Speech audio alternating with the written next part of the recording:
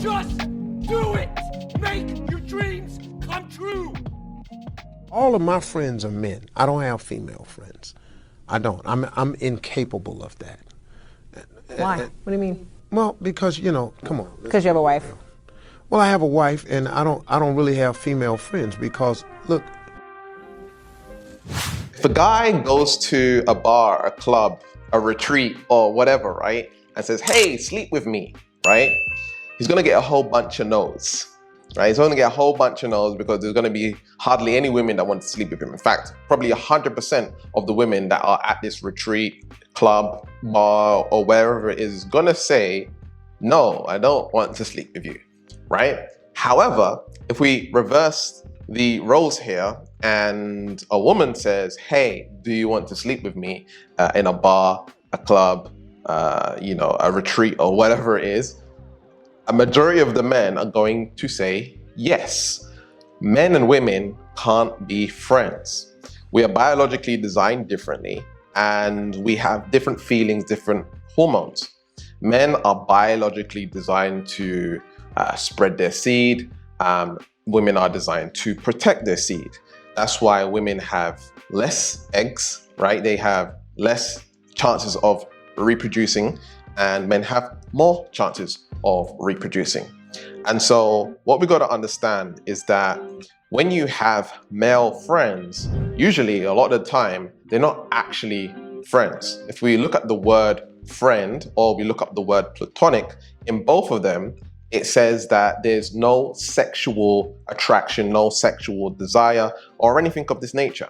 And that's what we got to understand is that men find it easier to be attracted to a woman than a woman being attracted to a man.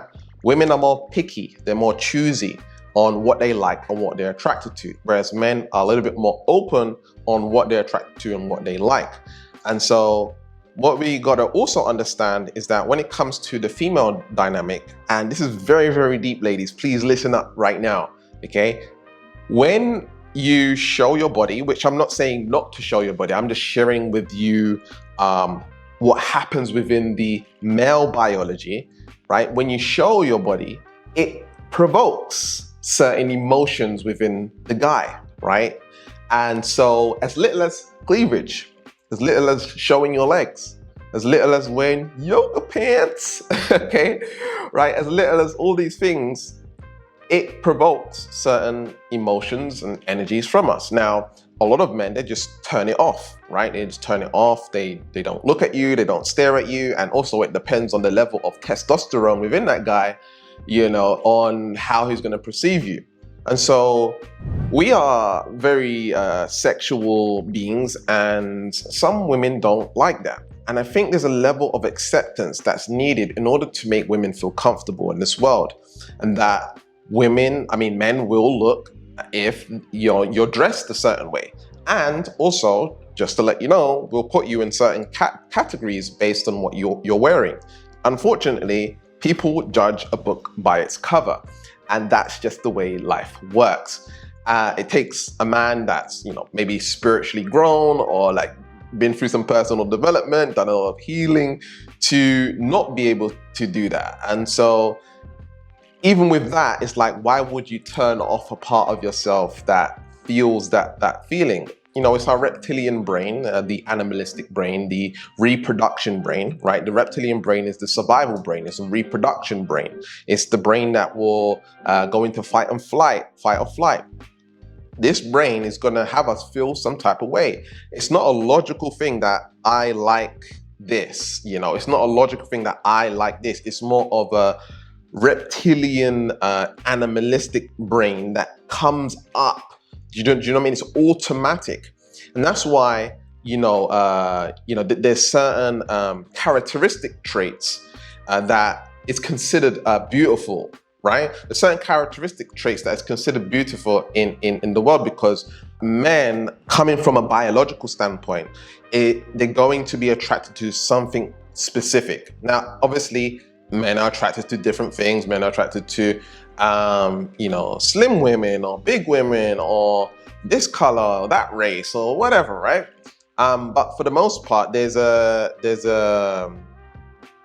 a majority that will like a certain type of woman, certain type of shape. It's just the way life works. And it's the same for women versus men. Like, women will be more attracted to a certain shape, certain size kind of guy. Like, if you go around and ask 100 women, and show them pictures of what kind of guy they like, they will pick roughly around the same shape, same size, and all of this stuff. And again, some women like guys with like a dad body or whatever it is. Some women like a guy that's in shape.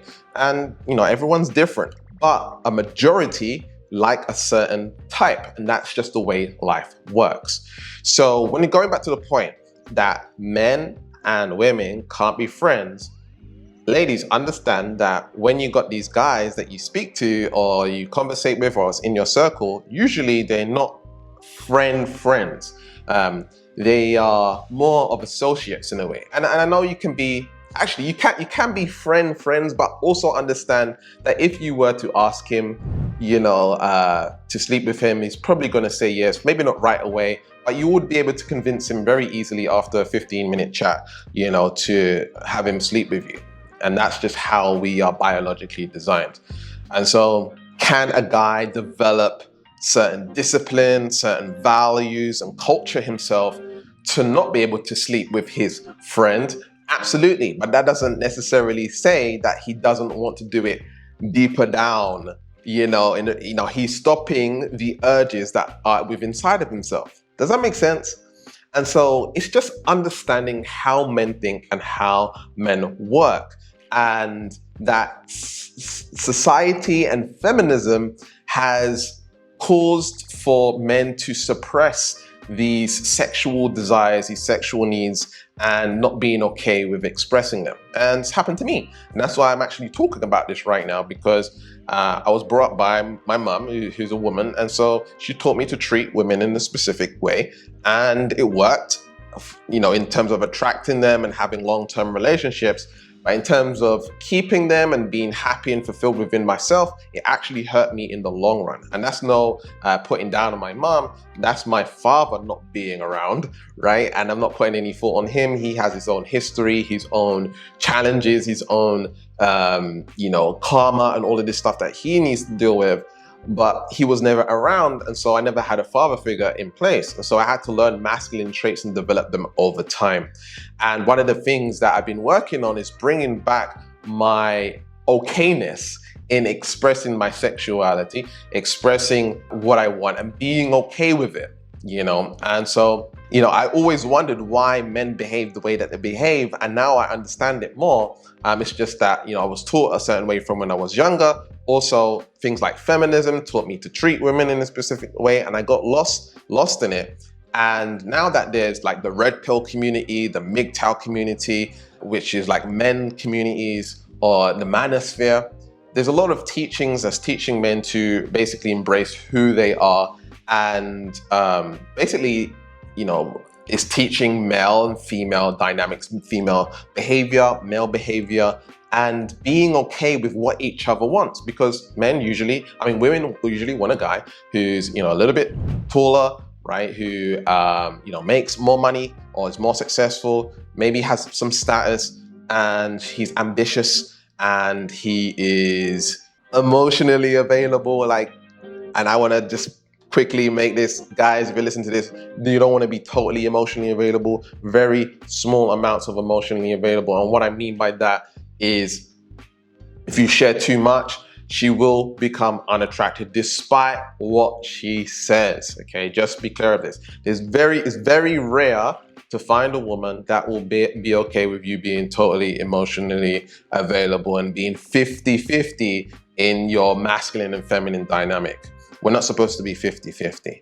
We're supposed to be like 90%, 80% masculine, 10% feminine. There's vice versa for a woman, in my opinion. And it's okay for me to have my opinion, because I'm seeing in society nowadays that relationships don't work. And if you look at the statistics and you do the research and you see how long marriages last and you see why people cheat and why they behave the way that they behave, it's because we've lost the traditional roles in relationships and we don't know our jobs. And when I say our jobs, what I'm saying is our biology, because God has given us jobs, right? God has given us biology, and that biology makes us behave in a certain way. And that certain way, when we're aligned with that, we feel more fulfilled within ourselves. It's just that we've been programmed and propaganda by feminism, by social media, by all these movements, and we've lost track. And that's not to say men haven't done bad things and women haven't done bad things. It just is what it is right now. And the more undoing of the programming that we do,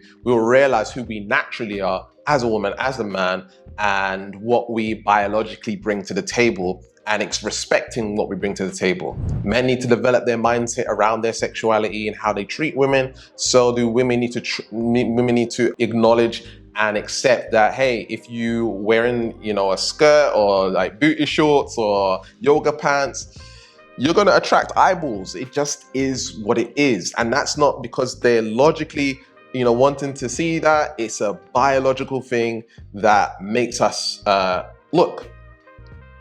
It is what it is. And so that's why in some countries, some cultures, they cover up completely. And I'm not saying to do that. What I'm saying is that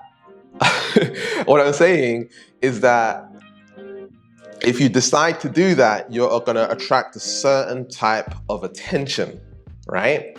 It just is what it is. There's actions and consequences. And unfortunately, in this day and age, a lot of women, not all women, have a hard time accepting that there's actions for their consequences and becoming accountable for their actions.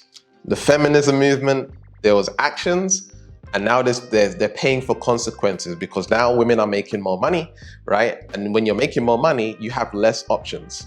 And when I say you have less options, it means that you're always going to be hypergamous and want someone who's more successful. So the more money you make, actually you're lowering your chances for marriage and a long-term relationship. It's just the way the world works, and it's the way your biology works. And that's not to put you down or make you feel bad. It's just to make you realize and acknowledge that there's certain choices that you make in life that have consequences and actions to it. And again, not all women are like this. And the truth is, what I really want is for women and men to realize that we want to keep the we want to keep the nuclear family. We want to sustain that, because the people in power don't want you to have family, okay? They want to do population control, right? They want to keep you down. They want you to, they want to control you, right? They want to control the world, right? They're megalomaniacs. They want to control the world. And this is why I'm talking about these topics right now, because it's very important that we learn to cultivate strong families. Because strong families lead to a stronger society, happier children, and the children are going to be more behaved, and that's going to help future generations to come. So if you would like to work on the undoing, I have a very powerful process called neutrality shifting that undoes your subconscious patterns. Like, for example, what's the worst thing that can happen from you being, feminine?